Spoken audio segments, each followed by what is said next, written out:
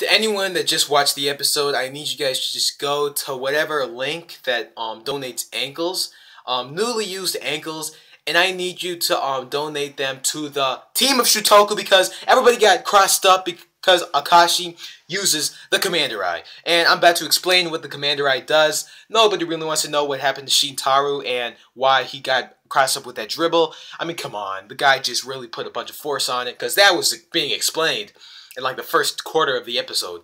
And then in the second half, Akashi's going like, nope, you know what, I'm done. I don't want you dribbling. So you know what, I'm going. And Akashi goes in using his Commander Eye.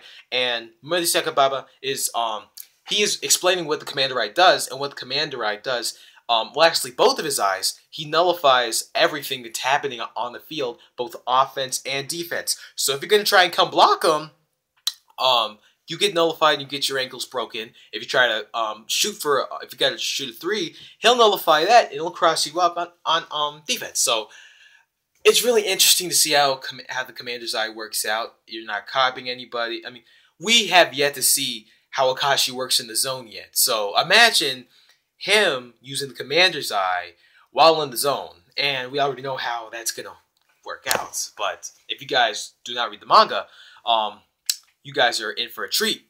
Now, when he was going against Midorima, I really thought Midorima would at least get a shot on him with his 3-shot projectile.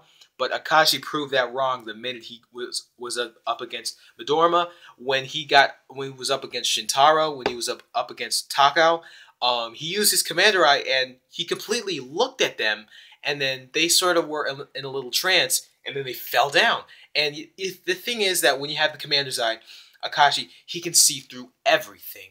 And I have a nickname for Akashi now. Akashi the Ankle Breaker. And then the mangaka, he actually made ankle breaking a technique, which it is, but it's just something that happened. It's an expression that's used when you get crossed up. And in the NBA and in college basketball, if you get crossed up, you're embarrassed. You look embarrassed. The fact that no one was embarrassed, I mean, can you at least... Production IG, at least show somebody getting crossed up instead of them just falling down, because that'd just be so embarrassing. You got this nigga crossed up so hard he taking notes on the floor. That's how it's gonna be when Production IG actually probably animates it.